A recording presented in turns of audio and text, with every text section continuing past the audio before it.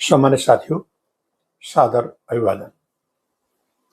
आज की परम पावन, अद्भुत, अलौकिक और अविश्वसनीय प्रसंगावली में हम चर्चा करेंगे एक भयानक शेर क्यों संत का रूप धारण करके सामान्य जन समुदाय को देता था सदुपदेश।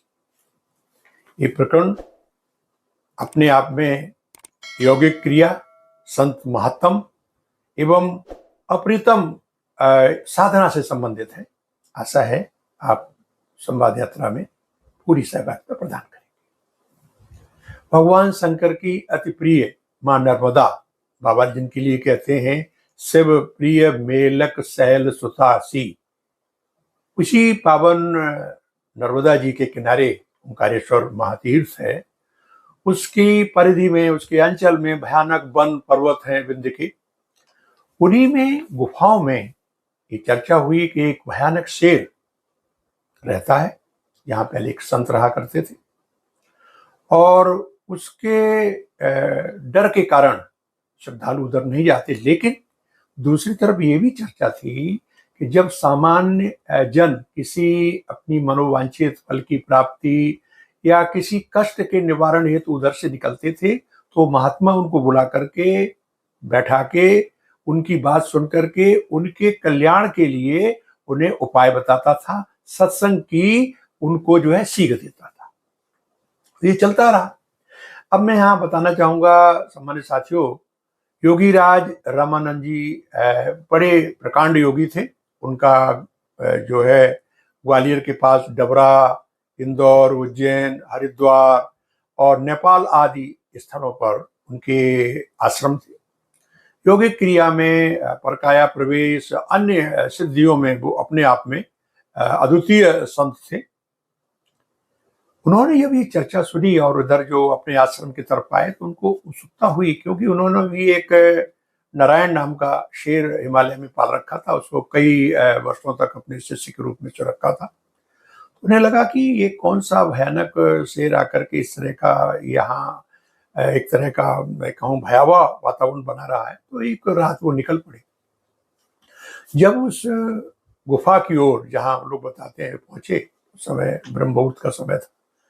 उस चट्टान पर चढ़कर जैसे वो गए तो उन्हें असीम शांति, आध्यात्मिक ऊर्जा का आभास हुआ। और जैसे ही वो आगे प्रवेश किया तो एक आवाज आई कि स्वामी रामानंद जी प्रणाम। उन्होंने देखा कि कौन है, तो एक संत वेश में प्रकट हुए। इन्होंने, इनकी उत्सुकता कम नहीं, बोले अरे श्रद्धानंद जी, आप हिमालय की साधना छोड़ के यहाँ कब से आ गए? तो दोनों संत चूंकि एक दूसरे के पारस्परिक मित्र थे, मिले, अभिवादन हुआ, बैठे। इसके बाद उन्होंने कहा कि महाराज क्या क्रिया है, हम सुन रहे हैं कि यहाँ एक शेर के रूप में लोगों को तंग करता है या लोग नहीं आते। तो वो मुस्कुरा गए, बोले महाराज आप तो जानते हैं, आप तो इन तमाम अष्ट सिद्धियों से वाकिफ हैं, उनके जो है आप भुक्तभोगी, आप जानते हैं। हुआ ये था कि पहले हम अपनी साधना करते थे, यदा कदा कुछ लोग आए तो कुछ हमने बताया। इसके बाद ये हुआ कि यहाँ पर ऐसे लोगों का आना जाना होगा जो बिल्कुल व्यावसायिक थे, लोगों को लाते थे, उच्च पदों पर थे। ये कालखंड था 1938 के करीब का। और चारों तरफ इस तरह का वातावरण करते मुझे साधना में विघ्न पड़ने लगी। फिर मैंने जो है ये शेर का रूप धारण करके ऐसा, जैसे गांव में बिजूका बना देते हैं, ऐसा स्थापित कर दिया ताकि ये लोग ना आए। और लेकिन जो लोग यहाँ से श्रद्धा के कारण या अपनी मनोकामना को लेकर इस आश्रम की तरफ आते थे, उनको मैं स्वयं बुलाता था और धीरे धीरे इनकी संख्या बढ़ने लगी और उनको सत्संग करने लगा। स्वामी जी ने कहा कि अच्छा, ये सिद्धि भी आपने प्राप्त कर ली है? तो उन्होंने कहा कि भाई ये आप जानते हैं कि प्राकाम में सिद्धि है, जैसे कि आप कहते हैं अनमा गर्मा होती हैं सिद्धियों में, उनमें आप जिसको रूप को चाहो धारण कर सकते हैं। और आप, उन्होंने स्वामी जी से कहा आप मुझसे क्या पूछ रहे हैं? आपका जब वो नारायण नाम का शेर जो है दिवंगत हुआ तो उसके मृत शरीर को आप गंगोत्री पहुंचाने के लिए आपने परकाया प्रवेश किया था। आपने अपना शरीर हम सबके संरक्षण में छोड़ के और उसी में जाकर के वहां प्रवाह किया, लौट आए। तो ये आप हमसे क्या पूछ रहे हैं? आप तो सब सर्वज्ञ हैं। उन्होंने कहा नहीं महाराज, बस यही मुझे भ्रांति थी कि भाई ऐसा क्या है। तो इसके बाद वो अपने आश्रम लौट आए। सम्मानित साथियों, मैं यहाँ बताना चाहता हूँ कि ये जो यौगिक क्रिया है, इनके द्वारा संत लोग ये देखते हैं कि जब ऐसे लोग आते हैं जिन्हें केवल दिखावा करना है, तो उनसे वो दूर रहने के लिए इस तरह के साधन प्रयोग कर लेते हैं। और जब वो देखते हैं कि कोई अनुभूत या जिसको जरूरत है आता है, तो उसको सच्चे मन से वो उसकी कष्ट को, उसकी परेशानी को दूर करके उसे अध्यात्म का पथ प्रशस्त करते हैं। बाबा गोस्वामी जी ने भी लिखा कि इस तरह की सिद्धियां होती हैं। मानस में लिखा है कि साधक नाम जपै लय लाए, हो ये सिद्धि अनुमादिक पाए। अनमा जो है, इन्हीं में सिद्धियों में है कि आप किसी का रूप धारण कर लो, छोटा रूप कर दो, जैसे अति लघु रूप धरे अनुमाना। तो इस तरह की सिद्धियां हैं।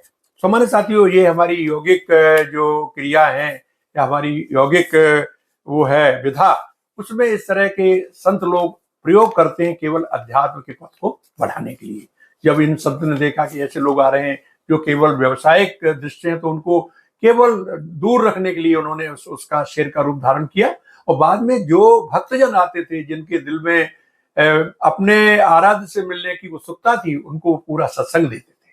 तो आज के इस प्रकरण में हम यही आपको एक तरह का संदेश देते हैं कि यौगिक क्रियाओं पर हमें विश्वास करना चाहिए और संतों के पास हमें अपने निश्चल होकर के बिना किसी आडंबर के जाना चाहिए, तभी हमारी मनोकामना पूर्ण होती है। आज हम यहीं आपसे विदा लेते हैं, फिर आपसे इसी तरह के किसी अच्छे प्रेरक प्रसंग पर चर्चा करेंगे। तब तक के लिए अभिवादन।